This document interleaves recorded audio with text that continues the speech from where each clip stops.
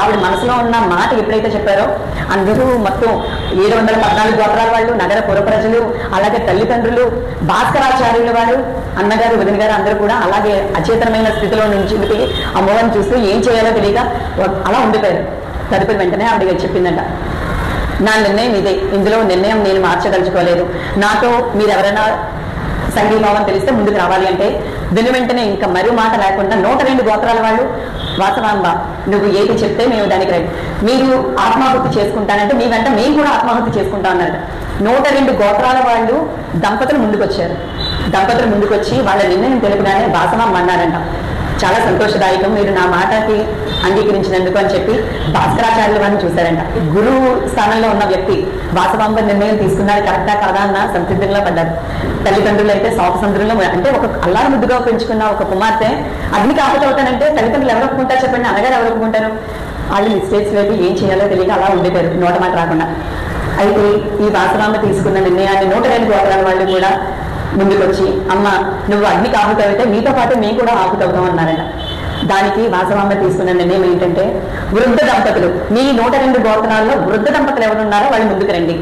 అప్పట్లో ఉమ్మడి కుటుంబాలు ఉండేవి, అంటే ఒక్కొక్క కుటుంబంలో దాదాపు 50 మంది 60 మంది కలిపి జీవించేవారు.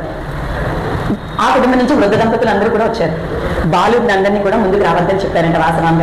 కారణం ఏంటంటే, నగరం అభివృద్ధి చెందాలి అన్నా, ఒక వర్తక వ్యాపారాలు అభివృద్ధి చెందాలన్నా, వాళ్ళ గోత్రాల వాళ్ళు అభివృద్ధి, వంశం అభివృద్ధి చెందాలంటే యుక్త వయసులో ఉన్నవారు ప్రముఖులు, వాళ్ళు మాత్రం ముందుకు రావద్దు అని చెప్పిందంట. ఈ నిర్ణయం తీసుకున్న తర్వాత అయితే ఆత్మాభివృద్ధి ఎక్కడ చేసుకోవాలి, ఎక్కడ అగ్ని ప్రవేశం చేయాలి, ఇవన్నీ కూడా భాస్కరాచార్యుల వారి అధీనంలోనే ఇవన్నీ కూడా నిర్ణయాలు తీసుకోవడం జరిగింది. గోదావరి నదీ తీరంలో బ్రహ్మగుండం సమీపంలో 102 కుండాలు ఏర్పాటు చేయాలి. 102 కుండాలంటే 102 దంపతులు కూడా, వృద్ధ దంపతులు, అందులో అగ్నికి ఆహుతవ్వడానికి 102 కుండాలు ఏర్పాటు చేయాలి. వాసవాంబకి ఒక రాజకుమార్తె, ఆమెకి వివాహం కాలేదు కాబట్టి ఆవిడకి ప్రత్యేకంగా ఒక కుండ ఏర్పాటు చేయాలి తలచారు. అంటే 103 కుండాలు.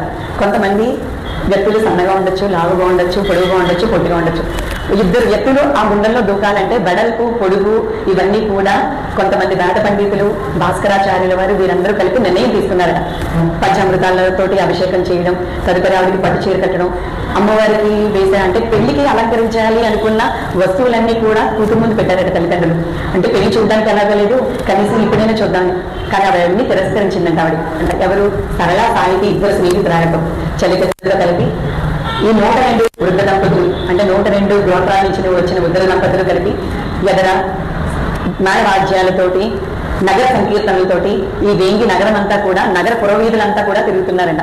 అంటే వాగ్గుండాల దగ్గరికి ప్రవేశించే ముందు వెళ్ళేటప్పుడు చాలా మంది వాళ్ళ గృహల నుంచి బయటకు వచ్చి, అమ్మ నేను నిన్నాళ్ళు మిమ్మల్ని చూస్తూ ఆనందపడ్డాము, మీరు లేకుండా నేను ఎలా ఉంటామని మీరు కదిలిపోయి వాళ్ళతో అభిషేకం చేశారు. తదుపరి అలాగే నగరేశ్వర స్వామి దేవస్థానానికి చేరుకున్నారు. చివరగా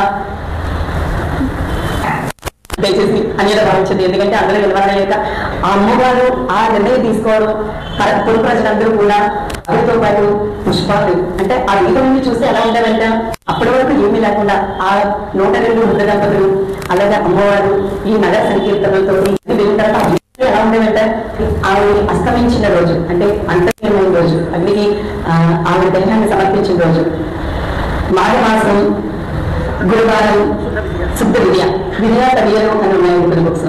విద్యా తడియల సాయం సంధ్య వేళ ఆ నగరేశ్వర స్వామి ఆలయానికి చేరుకుని దర్శనం చేసి హోమగుండాల దగ్గరికి వెళ్ళారు. వెళ్ళగానే ఆ నగర పురప్రజలందరూ, ఈ వేంగి పట్టణ పురప్రజలందరూ కూడా అడిగారంట, నిన్న 20 కూడా లేవు, ఒక అగ్నికి ఆహుతైపోవాలి అన్న ఆలోచన అనేది మీకు ఎలా వచ్చింది? దైవాంశ సంపూతులైతేనే ఇటువంటి నిర్ణయం తీసుకోవాలి. మానవ మూర్తులు ఎవరు కూడా ఇటువంటి నిర్ణయం తీసుకోలేరు. అసలు ఎట్టి పరిస్థితుల్లో ఇది సాధ్యం కాదు. ఈ జన్మలో నేను మీ అమాయకుని పుట్టాను, కింద జన్మలో మీరెవరో మేమెవరో తెలియదు, మరో జన్మ అంటూ మళ్ళీ జన్మ, ఈ జన్మ అయిపోయిన తర్వాత మళ్ళీ జన్మ ఉంటుందో లేదో తెలియదు, అప్పుడు మీరెవరో నేనెవరో తెలియదు.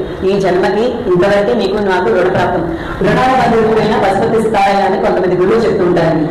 రుణం తీరితే మీరు ఎంత వేలుకున్నా ఆ బంధవ్యాల నుంచి విముక్తి కావాల్సిందే. భూమి మీదకి వచ్చిన ప్రతి వ్యక్తి కూడా భార్యవని, భర్తవని, కొడుకవని, కూతురవని ఆ బంధవ్యాల దగ్గర నుంచి దూరం కావాల్సిందే. అలాగే 612 మంది గోత్రాల వాళ్ళు కూడా వీళ్ళు ఎప్పుడైతే నగర సంకీర్తనలు మొదలు పెడుతున్నారని తెలిసిందో మనం ఇక్కడ ఉంటే మనం కూడా అగ్ని కావాలి అవ్వాల్సి వస్తుందేమో, మనల్ని రాజు దండెత్తి ఏ సమయంలో వచ్చి ఏం చేస్తాడో, మనం సంపాదించిన సంపద అంతా ఏమైపోతుందో, నా భార్య ఏమైపోతుందో, నా బిడ్డలు ఏమైపోతారని రాత్రికి రాత్రి దొంగతనంగా ఇతర నగరాలకు పారిపోయారట చెప్పకుండా. ఉన్న పనంగా వాళ్ళ దగ్గర ఉన్న వస్తువులు మొత్తం బట్టలు అన్ని పట్టుకుని ఇతర నగరాలకి పారిపోయారంట. అలా పారిపోయిన ఆర్య వయసుని ఇప్పటికి కూడా గుర్తింపు చెందలేదు. ఈ 102 గోత్రాల వాళ్ళు కూడా అమ్మవారితో పాటు అగ్ని ప్రవేశం చేయడానికి ముందుకు వచ్చారు. ముందుగా వాసనాంబ అగ్ని ప్రవేశం చేసే ముందు మొదట చెప్పిందంట ఆదివాసులందరికీ కూడా, మీరు వర్తక వ్యాపారాలు ఏం చేసినా త్రాసు తక్కెడ రాళ్ళు, అంటే మనం జీవించాలంటే మనకు కావాల్సింది ఏంటండి తిరుబండారు. ప్రధానంగా మనకి ఒక వ్యక్తి జీవించాలంటే తిరుబండారు ఉండాలి. అది కొలబద్ద అంటారు. అంటే కిరాణా షాపుల్లో పూర్వకాలంలో కొలబద్ద పెట్టి త్రాసు తక్కెడాన్ని కొన్ని కేజీ రాళ్ళని పెట్టి చేశారు. వాటన్నింటికీ కూడా నిత్య పూజలు చేయండి, మీరు వృద్ధిలోకి వస్తారు. వర్తక వ్యాపారాలు చేయండి, వృద్ధిలోకి వస్తారు. ఏ వ్యాపారం చేసినా దృష్టి దాని మీద పెట్టండి. వక్ర బుద్ధితో చేశానంటే ఆ వ్యాపారం వృద్ధి చెందదు. మంచి బుద్ధితో నలుగురికి సహాయం చేయండి. ఆర్య వయసునే తరతరాలు తీర్పించబడతారు అని చెప్పిందంట. ఆ వర్ణ వాళ్ళందరూ కూడా ఎక్కువగా సమాజ సేవ చేయడానికి వర్తక వ్యాపారంలోని అన్ని రంగాల్లోని కూడా ముందుకు వస్తారు. అమ్మ కనీగా వెళ్ళిపోతున్న మమ్మల్ని అందరూ ఒకటి నగర సంగీతులు చేస్తున్నారు, వేదమంత్రాలు పండితులు పట్టిస్తున్నారు. భాస్కరాచార్యులు వారు కూడా ఆశీర్వదిస్తున్నారు. అయితే నగరేశ్వర స్వామిని కీర్తించగానే వచ్చేటటువంటి పైనుంచి ధన్ ధన్ ధన్ అని నంది వచ్చిందంట. నంది వచ్చేటప్పుడు నంది అంటే ఎలా ఉంటుందండి, మొత్తం అన్ని